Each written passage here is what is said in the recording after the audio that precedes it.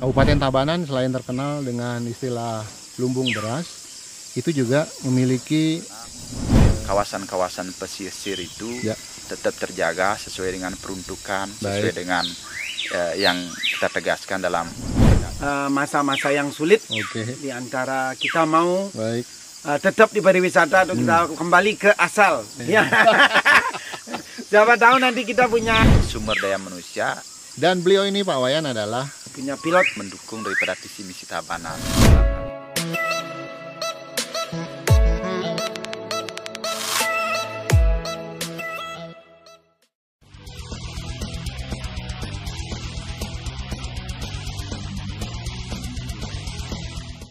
Pemerintah Kabupaten Tabanan sudah mulai aware terhadap hal itu ya, melihat potensi. Dan tadi saya setuju Pak Eka, menarik apa yang Pak Eka ungkapkan tadi, bahwa selain memiliki produk yang biasanya kita hanya lakukan hal-hal yang konvensional, panen padi sudah jual saja, panen kopi jual saja, tetapi kita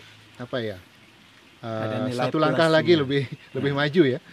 Kita punya padi, kita jadikan beras, kita balikkan lagi dengan menjualnya di restoran-restoran milik kita, tentu begitu. Kalau kopinya Pak Wayan, kopinya rencananya juga begitu ya? Jadi kopi yang dihasilkan di sini itu mau diolah langsung? Iya, karena sampai saat ini dulu kita kan hanya konsumsi untuk diri sendiri. Setelah belum dikomersilkan? Belum dikomersilkan, setelah kita mulai buka branding, kita jual kopi ini maunya kita akan kemas gitu ya. Siapa tahu nanti kita punya, walaupun kita tidak terkenal seperti daerah Pupuan yang ada di Tabanan, Kintamani, ya suatu saat siapa tahu nanti kita punya branding tersendiri. Tapi pasti akan ada sesuatu yang berbeda ya. Ada ciri khas dari kopi. Apa yang tadi Pak Yan bilang brandingnya kira-kira? Karena kita artinya istilah dari desa kami dulu punya panen yang berlimpah, terus mereka tidak bisa jual karena harganya turun. Mereka simpen. Mereka simpen, istilah Balinya itu kan sudah lama. Lama artinya kopi let. Kalau itu disajikan itu aromanya ada kayak daging yang diasap-asapin gitu. Kita mulai mengemas itu yang original kita sebut kopi let, dan kita akan ada tambahan ekstrak dengan rasa vanila, dengan rasa jahe. Nah itu ya idenya kita dari Pak Eka sebagai wakil kami di Kabupaten Tabanan. Semoga nanti bisa dibantu untuk gimana merealisasikan kopi let yang ada di desa kami. Untuk bisa kita ekstrak dengan rasa vanila, ekstrak dengan rasa jahe gitu. Sudah kita mencari pakar yang ada Bali Savana, sudah mau mengedukasi kita lebih dalam tentang itu. Dia kolaborasi kita yang luar biasa. Tepuk tangan dulu. Tepuk tangan dulu. Ini salah satu kolaborasi yang luar biasa. Pak Wayan sebagai pelaku pariwisata sudah melihat peluang, pemerintah menyiapkan regulasi, kemudian jadilah itu barang kan begitu ya. Tadi kita sudah ngomong mengenai pariwisata kreatif, kita sudah bicara itu. Nanti kita akan berbicara bagaimana sih dampak dahsyatnya pandemi ini menyerang pariwisata. Tetap di Cakrawala Podcast, tempat kita ngobrolin apa aja, karena apa aja bisa kita obrolin. Stay tune.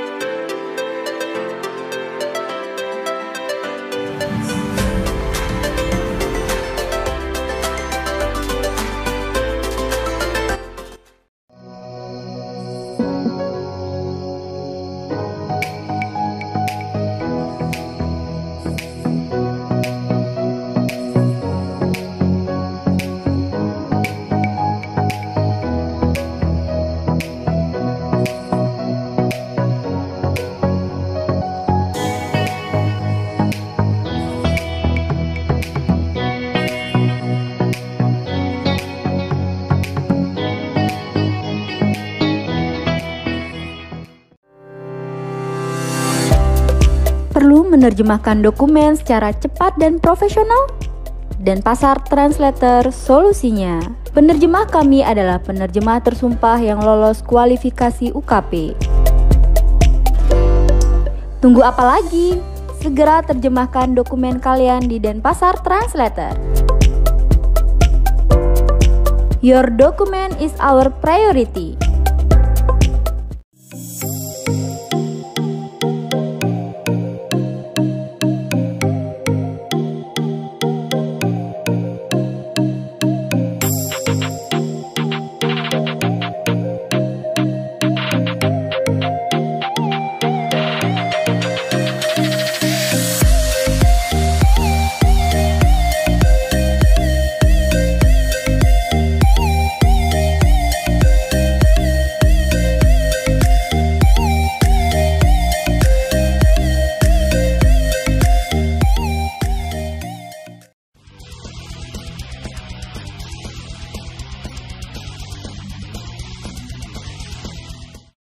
Sahabat Cakrawala, kita sekarang kembali di sesi 3 ya. Sesi 3 niki kita bakalan ngobrol mengenai pariwisata yang terdampak pandemi. Tapi sebelum itu teman-teman, di depan kita ini Pak Wayan Sudiantara selaku pemilik dari Desa Kopi sudah menyediakan kopi hitam yang kelihatannya enak sekali ini beserta dengan jajannya. Nanti bakalan kita coba ya sambil ngobrol teman-teman. Kalau saya prolog sedikit bahwa pandemi COVID-19 ini menghancurkan mimpi-mimpi pengusaha pariwisata kita. Betul. Hampir memasuki tahun kedua ya sekarang. Badai pandemi menyerang segala lini kehidupan masyarakat dunia, khususnya di Bali ya kita, yang mengandalkan pariwisata sebagai sektor unggulan. Kalau di Tabanan, Pak Eka, seberapa besar terdampak PAD Kabupaten Tabanan di masa pandemi ini, Pak Eka? Boleh diceritakan? Pandemi ini sangat berdampak daripada kita, baik masyarakat dan pemerintahan sendiri di Keren Tabanan, dalam khususnya dalam pengelolaan daerahnya, khususnya PAD kita. Jadi kalau Denpasar kemarin 50%, Pak. Ya, 50% hilang PAD kita, Pak Wayan. Kalau ya, Tabanan kalau bagaimana? Tabanan, karena kita masih menjadi salah satu pendukung daripada pariwisata. Ya. Jadi dengan DTW-DTW yang kita miliki itu ada DTW Tanah Lot, ada DTW Ulun Danu, ada DTW Jatilui, dan yang lainnya itu dari perencanaan APBD 2019 yang kita rancang itu 450 itu kita sedang rencanakan dari DTW itu kurang lebih hampir 40%-nya. Nah, dan biasanya memang rata-rata dari capaian kita 350 itu dari sektor DTW kita aja itu memang rata-rata mencapai di angka 80 miliar. Jadi tentunya dengan PAD kita yang menurun kurang lebih ya, kemarin ya kita target kita 450 miliar yang tercapai kurang lebih di 2020 ternyata kurang lebih ya di angka 300. Syukurlah tidak drastis sekali. Tidak zero sekali ya. Tidak drastis. Ada penurunan yang jelas. Ya, ada penurunan tapi tidak, karena kita masih syukur masih beberapa sektor-sektor pendapat yang lain terutama pajak yang lainnya masih bisa mendukung. Nah, terhadap dunia pariwisata yang terdampak Pak Eka, kira-kira sudah ada nggak kebijakan pemerintah Kabupaten Tabanan, mungkin ada relaksasi pajak atau apa untuk membantu teman-teman kita pelaku pariwisata? Ya. Jadi saya lebih berpikir sebagai wakil masyarakat melihat saudara-saudara kita yang kehilangan lapangan pekerjaan. Ya, betul. Jadi saya melihat bagaimana masyarakat kita yang sebagai pelaku pariwisata kemarin itu hampir menurut kami itu kurang lebih ya 40% lah dari masyarakat Tabanan itu, baik yang keluar Tabanan, baik dia yang menjadi keluar negeri juga sebagai PMI juga. Jadi baik juga mereka mengelola pariwisata yang ada di Tabanan itu. Jadi yang jelas mereka sudah kehilangan pekerjaan. Nah, ini menurut kami hal yang prinsip yang harus memang menjadi kita fokus pemerintahan. Jadi kami sudah lihat baik kebijakan pemerintah pusat, daerah dalam hal yang pertama artinya untuk masalah program prakerja itu sendiri. Jadi tapi tentunya dengan kendala-kendala pengelolaan daripada data terintegrasi seperti itu masih cukup belum maksimal menurut kami, sehingga belum semua menurut kami bisa menikmati. Itulah menurut kami pemerintah daerah kita ini harus betul-betul mempresisi kembali. Artinya data-data daripada saudara-saudara kita yang kehilangan pekerjaan itu sendiri. Memang betul sekali ya. Karena situasinya darurat mungkin. Jadi segala sesuatu harus disiapkan dalam tempo yang sesingkat-singkatnya. Mungkin itu salah satu yang menyebabkan memang secara de facto banyak sekali data yang masih belum sinkron. Berapa sih sebenarnya pelaku pariwisata kita yang terdampak, kemudian teman-teman kita, saudara-saudara kita yang PMI, berapa sih sebenarnya jumlah mereka sehingga pemerintah bisa membantu. Nah ini mungkin yang menjadi PR kita bersama juga Pak Eka sebagai bagian dari pemerintahan.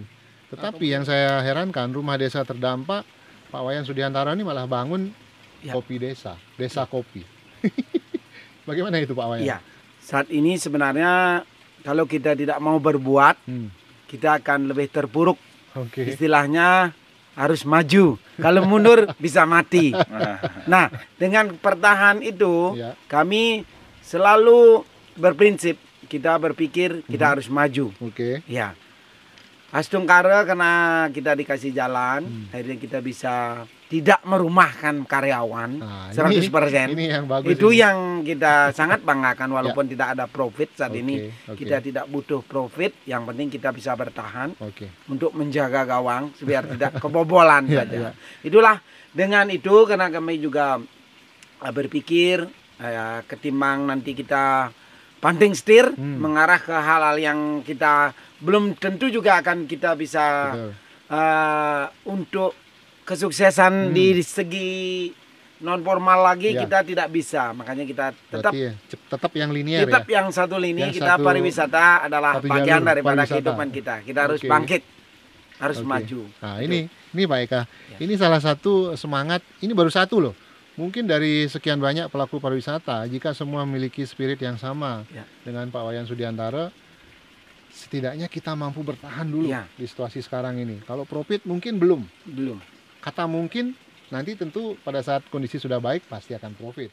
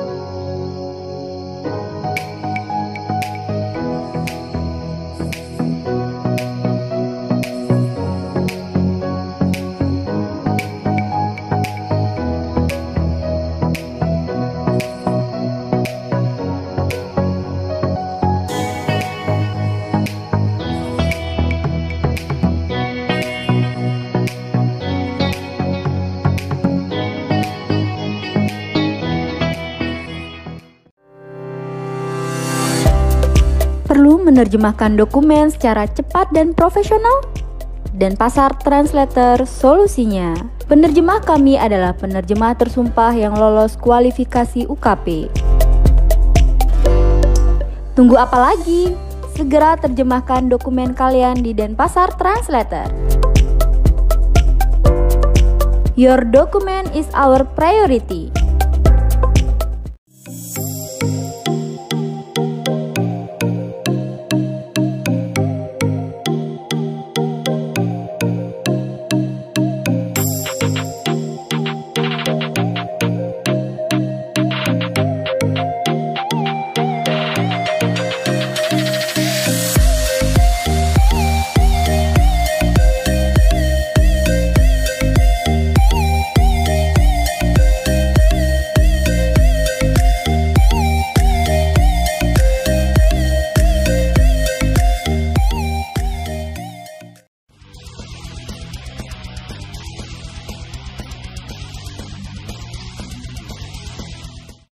kemudian ada tidak sebuah regulasi yang Pak Wayan mungkin usulkan dari sisi pariwisata sebagai pelaku kepada pemerintah Kabupaten Tabanan? Silakan Pak.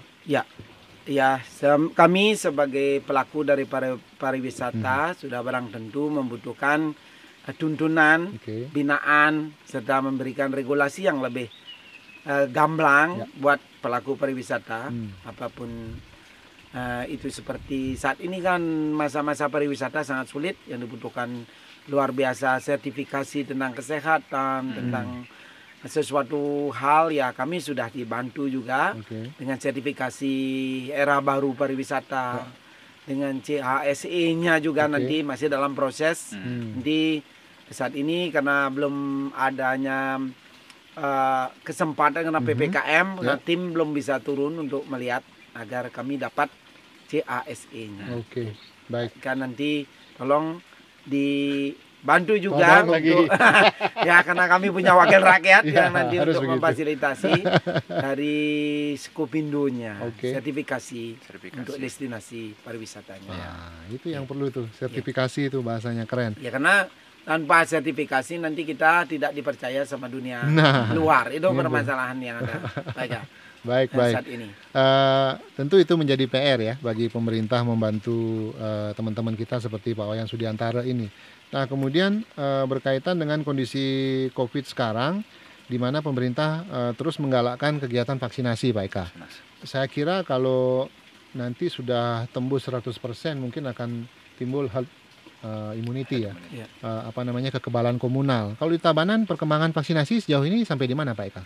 Mungkin bisa diceritain, Pak. Jadi khusus masalah vaksin, jadi kemarin bulan Juni waktu Pak Gubernur turun di Tabanan dalam momen hari bulan Bung Karno, waktu itu ya beliau memang waktu itu angka kita masih di angka 55%. Tapi dengan keterlibatan pemerintah pusat, provinsi, TNI, Polri, dan juga kita di pemerintah daerah dengan Satgas Kabupaten dan peran desa terutama dalam hal ini Satgas Gotong Royong. Jadi dalam pasca itu, jadi kurang waktu 2 bulan, 3 bulan itu sudah kita menggenjot hampir vaksin kedua itu sudah hampir di angka 50%. Vaksin keduanya. Jadi bahkan sekarang tenaga kesehatan kita sudah ada vaksin ketiga. Vaksin ketiga. Nah, sekarang konsepnya sudah kita kawal juga maksimalkan bagaimana vaksin ini dilaksanakan di masing-masing wilayah secara langsung, sehingga itu sangat efektif sekali. Bahkan target kita itu sudah mencapai kurang lebih kalau dari angka target itu Tabanan sudah mencapai kurang lebih 140%. Luar biasa ya. Ya, mudah-mudahan kita harapkan terus digenjot ya Pak Eka. Ya, dalam konsep ini kita meyakini bahwa ketika terjadi herd immunity nanti, jadi sudah ada sebuah kelonggaran daripada kegiatan masyarakat seperti apa yang disampaikan Pak Wayan Sudiantara tadi. Jadi betul disampaikan. Jadi kita tidak bisa berhenti sampai di sini saja melihat keadaan. Jadi kita sebagai masyarakat Bali, jadi karena apa yang sebuah fenomena seperti ini mungkin sudah pernah terjadi pada leluhur kita sebelumnya. Kita tahu bahwa hal seperti ini yang disebut dengan pandemi wabah ini mungkin sudah pernah terjadi. Artinya Bali itu tetap bisa bangkit. Nah, kita pun harus bercermin terhadap leluhur-leluhur kita. Seperti dulu ada Gunung Agung, dulu sebelumnya ada gempa juga kan, ada wabah juga yang disebut dengan kolera mungkin dari sejarah Bali yang kami baca. Sehingga hari ini pun kita harus bercermin, kita tidak boleh berhenti karena kita sudah berharap bagaimana kita bangkit, optimis. Menurut kami seperti apa disampaikan, kita harus bisa melihat celah-celah itu. Nah, sekarang menurut kami masyarakat kita yang memang seperti apa disampaikan pelaku wisata lah yang kami hitung itu kurang lebih ya hampir 50% yang punya peran dan memang terdampak yang kehilangan pekerjaan. Itu mereka sudah terjun di dunia-dunia UKM, di dunia-dunia artinya lokalis wisdom yang mungkin apa yang dibangun oleh seperti yang Pak Yan sendiri adanya di sana. Kita memang harus dukung bagaimana kita mendukung brand UKM mereka yang mereka bangun, karena sekarang kan sudah kami di desa ini sudah tidak makan pizza, makan sandwich, makan donat yang seperti biasanya kita dapat di hotel itu. Sekarang kita sudah biasa lewat saudara-saudara kita yang di pariwisata yang sekarang membuat itu desa dijual itu online, artinya kita sudah biasa kita makan burger itu, ternyata itu kualitasnya tidak kalah dengan kita, karena ternyata yang dibuat di hotel, yang dapatkan di hotel itu dibuat saudara-saudara kita, dan sekarang itu disajikan di rumah dengan harga yang terjangkau. Nah inilah yang kita harap bertahan nanti walaupun pandemi ini sudah bagus dengan kebiasaan baru kita ini, kita harapkan ini bertahan. Maka kita harus ada brand-brand seperti ini, brand itu harus legalisasi, itu harus mendukung daripada kegiatan-kegiatan yang muncul dalam kondisi pandemi ini, baik untuk memayungi mereka secara UMKM-nya, usahanya, baik seperti tadi disampaikan beliau sebagai pariwisata yang perlu klasifikasi spesial, sertifikasi itu, mereka juga harus kita buatkan, artinya legal yang memang praktis. Sehingga pemerintah siap melakukan itu ya? Harus, wajib. Sudah dijawab Pak Wayan. Pemerintah Kabupaten Tabanan pasti akan mengawal. Baik, kita tepuk tangan. Bincang-bincang yang sangat seru teman-teman. Kita sudah mendapatkan beberapa kata kunci ya dari apa yang dijelaskan tadi. Pandemi memang menyerang pariwisata kita saat ini, tetapi Pak Wayan tadi menegaskan kita harus mampu bertahan. Kalau kita sudah mampu bertahan, setidaknya di depan pasti ada harapan. Saya sepakat itu Pak Wayan. Pak Eka juga tadi sudah mengatakan bahwa pemerintah Kabupaten Tabanan siap mendukung teman-teman pelaku pariwisata dan UMKM. Apa harapan Pak Wayan terhadap kondisi pariwisata ke depan, khususnya di Tabanan? Silakan. Terima kasih atas waktunya. Ya, kami optimis pariwisata akan bangkit kembali. Tapi kita harus siap menghadapi dengan situasi saat ini. Kita bertahan dan Asungkara kita bisa sukses bersama buat Tabanan. Saya suka ini, semangat sekali. Kalau Pak Eka, harapan Pak Eka sebagai bagian dari pemerintah Kabupaten Tabanan terhadap dunia pariwisata di Kabupaten Tabanan ke depannya. Ya, makasih.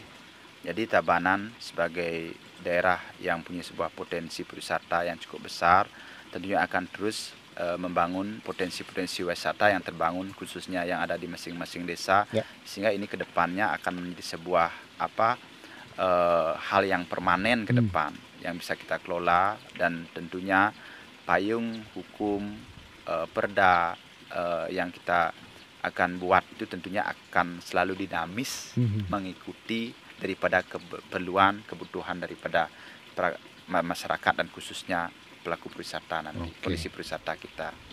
Ya, itu mungkin yang bisa saya tambahkan. Baik, terima kasih. Tepuk tangan. Antara praktisi dengan pembuat kebijakan. Sudah kita pertemukan, kita sudah dapat benang merahnya. Tentu harapan kita badai pandemi ini biar bisa segera berlalu ya Pak Wayan ya. Teman-teman, kita sudah akhiri sesi bincang-bincang kita dengan dua orang narasumber yang sangat kompeten, Pak Wayan Sudiantara dan Pak Eka Matur Suksemo. Dan sebentar lagi kita akan meminum kopinya, tapi saya minta izin Pak. Mungkin sebentar kita akan mereview apa yang ada di sini. Setelah kita berdiskusi atau dialog hari ini ya. Teman-teman Cakrawala, jangan lupa saksikan tayangan Cakrawala Podcast di channel YouTube-nya Suwadi Putra. Jangan lupa like, komen, dan juga tentunya subscribe. Untuk kedepannya teman-teman bisa tahu dan melihat lagi siapa narasumber yang bakal kita ajak ngobrol, yang tentunya akan bermanfaat informasi yang akan kita bagi ke teman-teman. Sekali lagi, terima kasih Pak Eka. Terima kasih Pak Wayan Sudiantara. Sampai ketemu lagi di Cakrawala Podcast selanjutnya. Sehat selalu teman-teman, semoga pandemi segera berlalu. Thank you.